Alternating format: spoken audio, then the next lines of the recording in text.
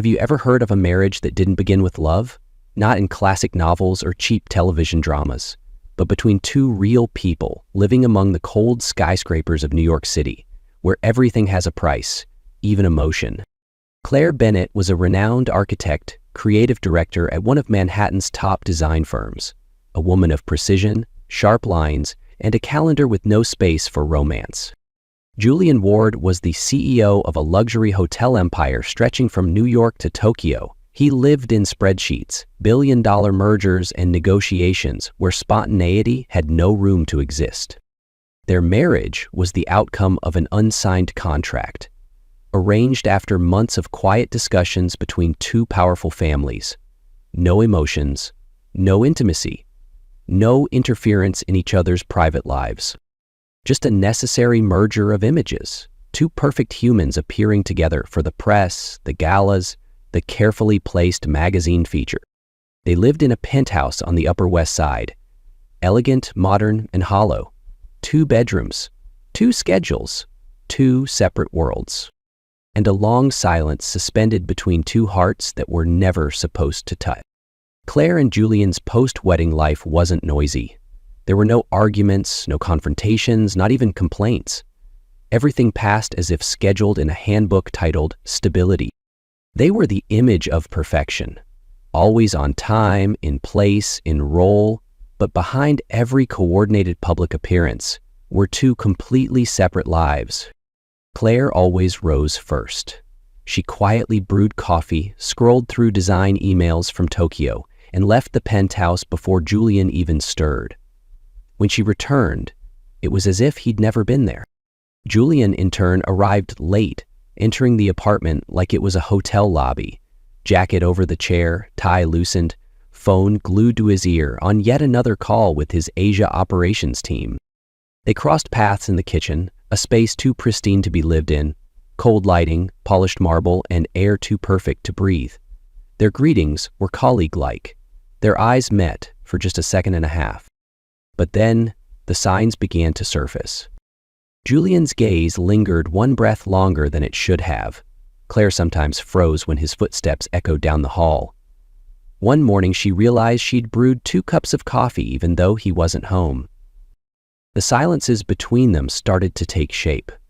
No longer just empty space, but an unspoken waiting. In the elevator, their eyes met 1 second too long, making her heart skip. Across the family dinner table, a casual head tilt or idle glance stirred something she couldn't name. Claire began to feel that Julian's presence was no longer neutral. It disrupted what she thought she controlled, her schedule, her emotions, her distance. He didn't say anything, but that presence, weighted, consistent, began to fracture the ice they both had wrapped around themselves. And though neither admitted it, they both felt it. Something was shifting. In December, New York felt colder than usual. A yearly gala was being held at a boutique hotel Julian owned in Hudson Valley, a private retreat nearly 3 hours from the city. Claire and Julian, as every year, arrived together, stood side by side, took photos, smiled just enough. But this year, snow fell early. The news broke of a sudden storm hitting the return route. The highway was shut down. All travel plans delayed indefinitely.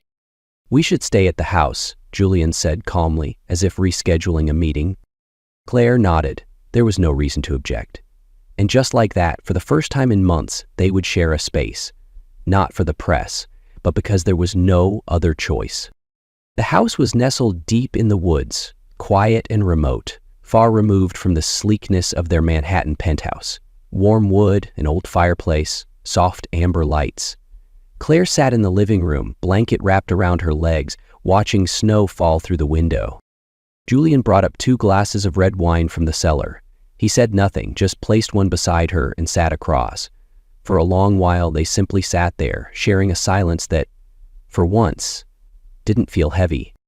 Then, the lights flickered and went out. Darkness swallowed the room. Claire froze. "It's okay," Julian said, lighting a candle with his phone's flashlight. The flickering glow danced across his face, and for the first time, Claire saw him, unguarded, unscripted, human. They sat closer, the dim light forming a soft cocoon around them. She asked almost absently, "Do you ever get tired of always being the strong one?" Julian didn't answer right away. He looked at the flame, then said, "I don't know any other way to be." It was the first time Claire heard him speak like a man, not a CEO. No plan, no shield. When their eyes met again, it was no longer accidental. Claire didn't step back. Julian didn't stop at a safe distance. He extended his hand, not to touch, just to offer. And for the first time, Claire didn't pull away. The first touch wasn't passionate. It was soft, tentative, almost shy. They said nothing. There was no need. Every inch of distance that had once existed between them shifted that night. When they kissed, it wasn't impulse. It was surrender, a quiet yielding to something neither had dared to name. And when they lay together, not just in body, but in spirit, Claire felt for the first time that she wasn't alone in a space too large. And Julian, perhaps for the first time in years, stopped trying to control anything at all. Claire woke to a cold emptiness beside her. The soft winter light reflected off the snow outside the Hudson Valley house, making the room feel larger and lonelier. Julian was gone. There was no note, no trace the night it happened. The pillow next to her still held a shallow imprint, but it was cold. Strangely enough, it was that silence that tightened something in her chest. She got up slowly, pulled on her sweater, her bare feet brushing quietly across the wooden floor. In the kitchen, Julian stood by the glass doors, phone pressed to his ear, his voice maddeningly steady. No glance, no smile, no flicker of emotion, like he hadn't just taken off his armor the night before. When she entered, he nodded once. "Morning." Claire returned the look, brief and quiet, and poured herself a glass of water. She didn't ask anything, because asking might lead to answers she wasn't ready to hear. On the drive back to New York, neither of them spoke. Julian stared out the window. Claire stared ahead. No music, no words, just the crunch of tires over old snow. That night, she didn't go to bed. She sat on the living room sofa where the soft light cast pale shadows on cold, white walls. Claire held her pillow close, head against the backrest, eyes wide open. She didn't cry, but inside something shattered. Quietly, like glass breaking without sound. The next morning, she walked into the kitchen and saw a cream-colored envelope neatly placed on the table. No logo, no note, no explanation. Just her name, Claire Bennett, written in careful, cruelly composed handwriting. She opened it. Inside were divorce papers, clean, neat, precise. She read every line. The clauses read like a real estate transaction. Clinical, emotionless. Each sentence was a slap, not painful at once, but burning slowly the longer she read. Claire sat down, holding the papers like the remains of something that never quite had the chance to begin. Her throat burned, not from anger, but from the weight of something unfinished. A part of her wanted to tear the pages. Another part just wanted to ask, was any of it real? Something inside her quietly collapsed. It wasn't love, not exactly. They'd never had a word for it.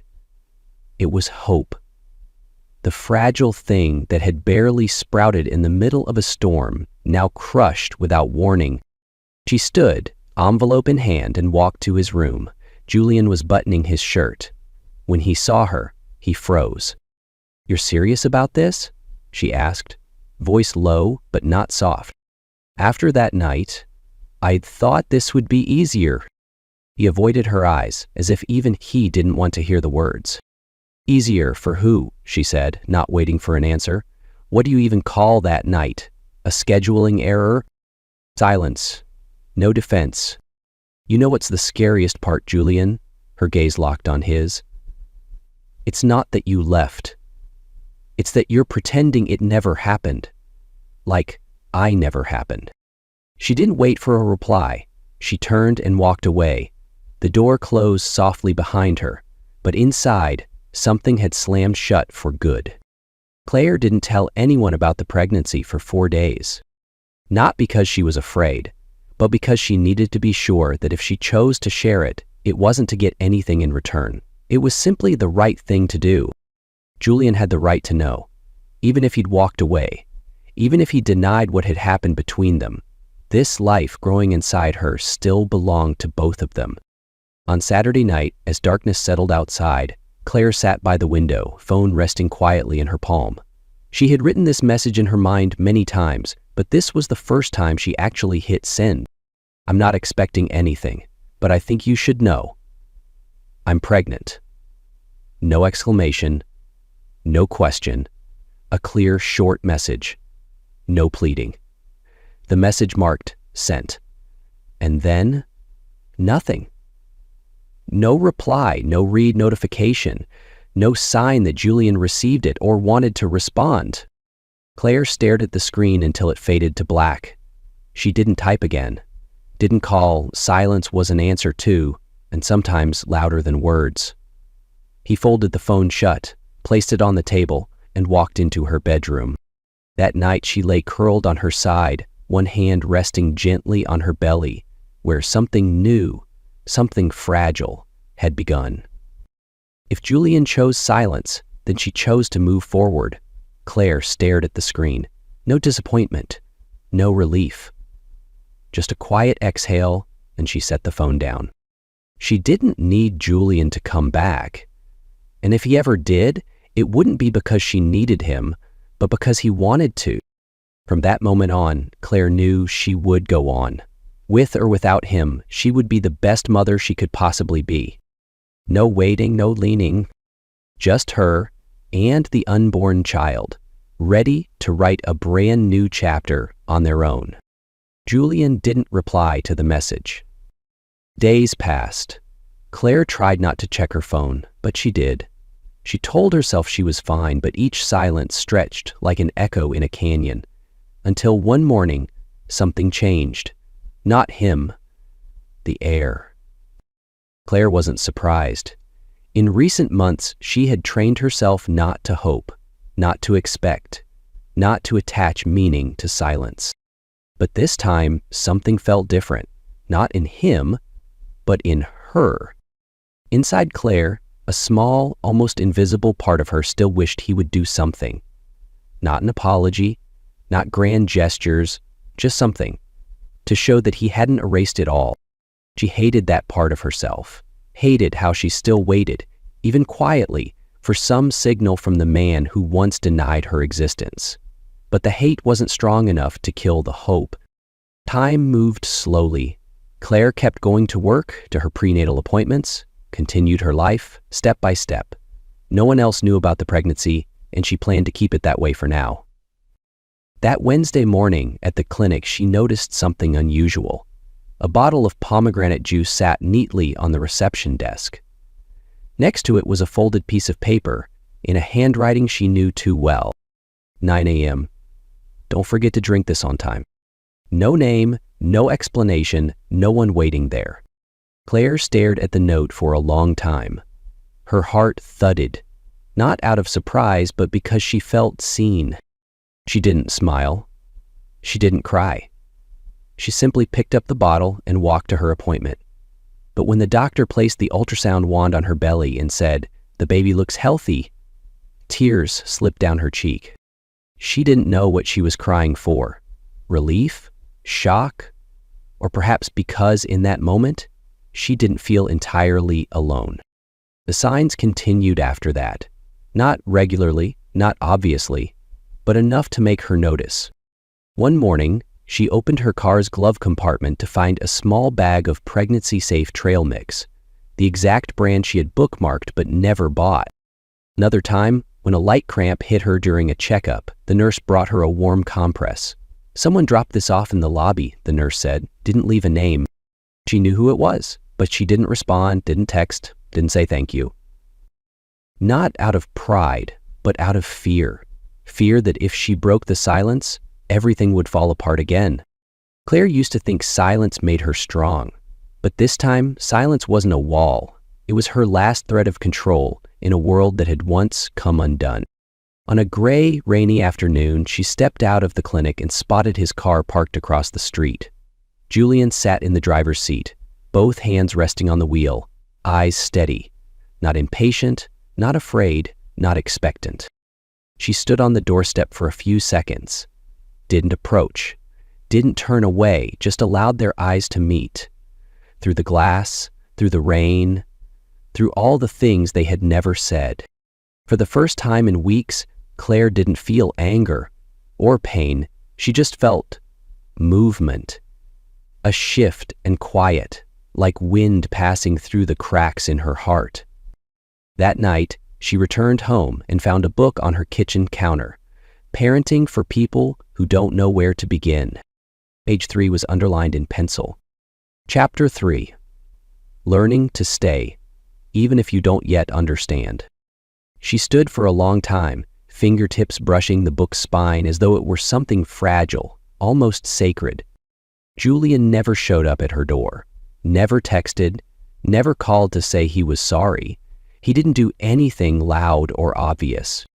But he was there, in his own quiet, persistent way. He didn't beg for forgiveness, but he also didn't walk away. Claire still kept her distance, but something inside her had changed. She no longer rejected his small offerings, no longer treated his presence like a threat. One morning, she found her juice already on the table, chilled with the cap slightly loosened. It was exactly 9:00 a.m. She sat down, fingers wrapped around the glass, and for the first time in months, she felt cared for, without being asked to give something in return. That night, lying in the dark with her hand on her belly, Claire smiled. Not widely, not triumphantly, but it was real, a quiet smile, unforced, unguarded. She didn't know where things would go from here. Didn't know if Julian had truly changed. Didn't know if they could ever start again. But she knew this. She was no longer alone. And maybe, just maybe, when a man chooses not to walk away anymore, not through words, but through the gentle insistence of showing up, that's when something real finally begins. Claire arrived at the hospital at 4 a.m. The city was still asleep. The streets were quiet and cold, the streetlights blinking like slow, shallow breaths. She hailed a taxi by herself. No phone calls, no texts, no messages left behind. In her hand was a small suitcase, packed days ago, neat and quiet, just like her. The night staff checked her in and led her to the delivery room. Claire sat on the bed, her eyes staring into the dim-lit air. There was no one beside her, no hand to hold, no voice except her own heartbeat. The pain crept in waves. She didn't scream. She had learned to hold everything in, her emotions, her hopes, her fears. The doctor stepped in and said gently, "Someone named Julian Ward listed himself as your emergency contact. Would you like us to call him?" Claire stayed silent. Her heart beat faster, not from the pain, but from the weight of that name alone. It stirred memories that had never truly settled. She shook her head. If he wants to come, he'll make that choice himself. The contractions grew stronger. Claire writhed alone, clutching the bed rail as her body bent beneath the force. Her breath came short. The world blurred.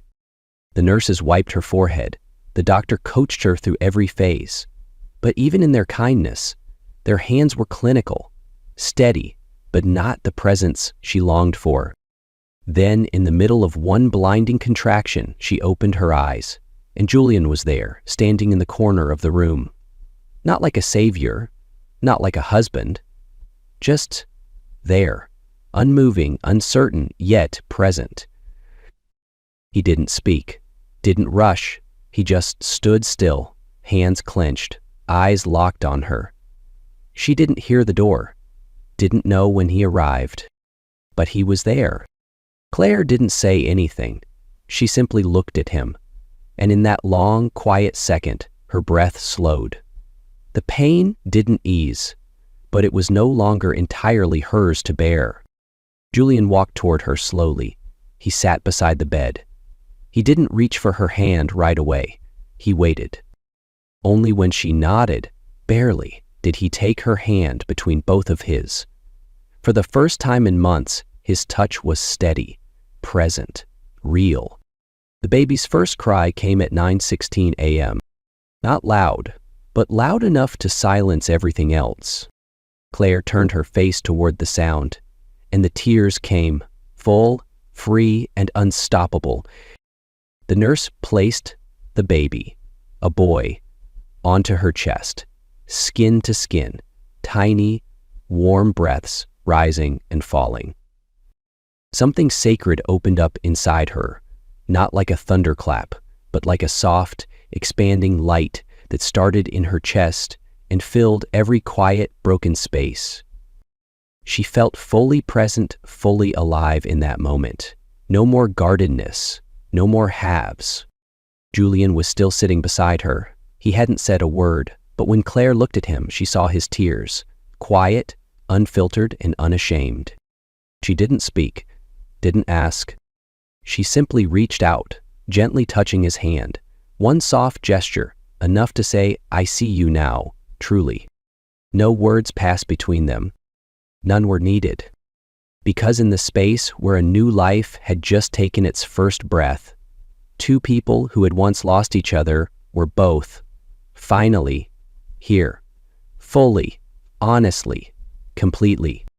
After their son was born, Claire expected Julian to stay only for a few days, long enough to fulfill some quiet obligation, then disappear the way he always had. But he didn't leave. He stayed, not with promises, not with questions or elaborate plans, but with small, consistent actions day after day. The first day home, Claire hesitated when she saw him follow her into the apartment, the same apartment that had once felt so cold it took her breath away just walking through the living room. But this time, something was different. Julian didn't impose. He set down the bags, quietly opened the infant carrier, washed his hands, and asked, "Can I change the diaper?" Claire looked at him, hesitated for a second, then nodded. And that's how it began. He was clumsy the first time, diaper on backward, baby crying, wipes on the floor, but he didn't give up. Sweat on his forehead, hands fumbling like he was diffusing a small explosive rather than changing a 3-kilo baby. Claire stood nearby and, for the first time, smiled, really smiled, not because of anything big, but because his seriousness was so oddly endearing. Julian learned to make bottles. He learned to tell the difference between cries hungry, wet, or just needing to be held. He learned how to hold the baby without stiffness, how to read aloud in a steady voice, and how to hum lullabies so off-key that Claire had to look away just to keep from laughing. At first, she still kept her distance. She didn't want to believe. Not because she didn't want it to be true, but because belief had cost her too much before. But every night he stayed up with her, every time he took the baby before she even stood up, every quiet moment when he said, "Can you sleep? I've got this." Claire felt slowly that there might be a place to lean without the whole thing collapsing. Claire learned to let go, not of her child, but of control. For the first time, she let Julian take the baby to the park alone.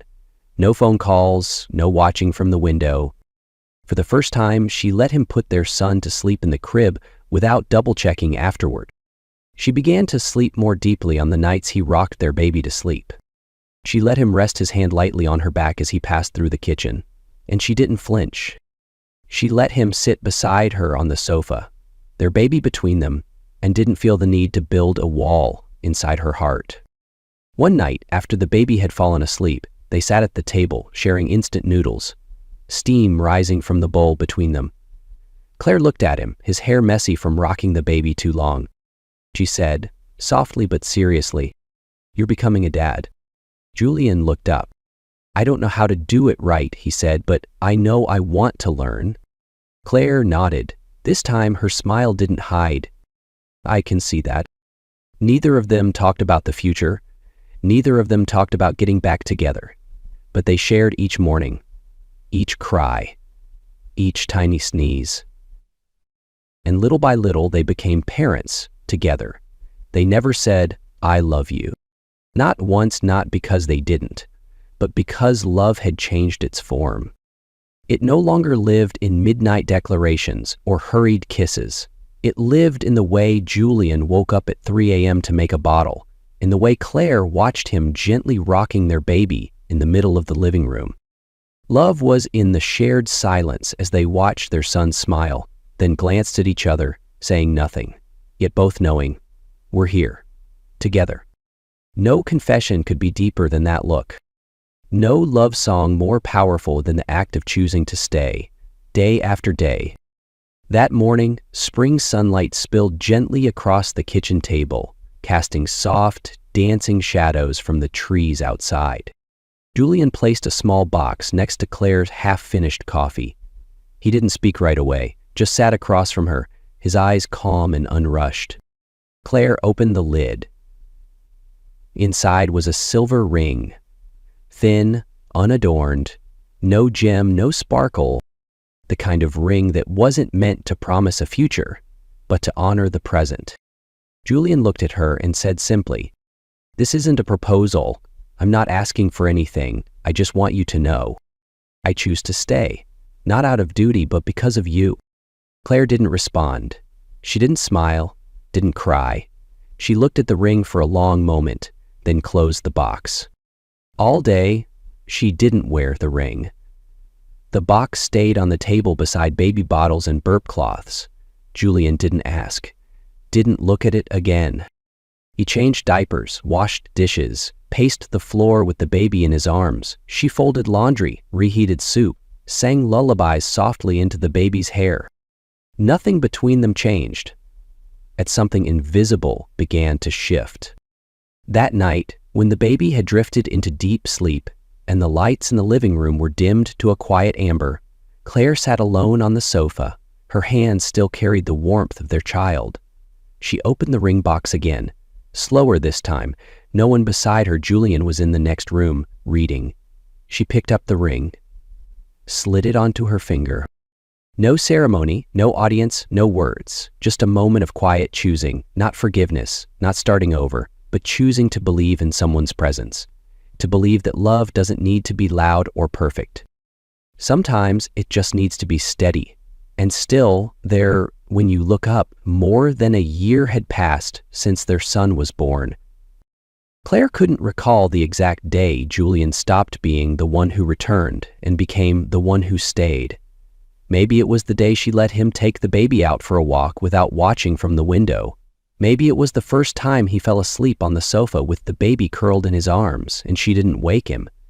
Or maybe it was just an ordinary morning when he handed her a cup of coffee brewed exactly the way she liked, without asking. There was no turning point, only days stacking quietly on top of each other like small stones on a steady path. Now they lived in a kind of peace that didn't have a name, not the kind that sparkles or sings, but the kind that comes from knowing the other person will be there, even on the tired, messy days. They still argued about who washed the bottles, about who got less sleep when the baby cried at 2 a.m., but even then, neither of them left the room, because leaving was no longer an option. One late afternoon, Julian sat in the nursery, reading their son the same bedtime story for the 30th time. Claire stood by the doorway. She noticed the silver in his hair, and her heart softened. Not from romance, but from something quieter, the steady love of a man still sitting there, telling the same old story with the same tired voice, without complaint. She didn't need a beautiful ending, because every day they woke up, washed faces, changed diapers, folded laundry, warmed bottles. They were already living the most beautiful middle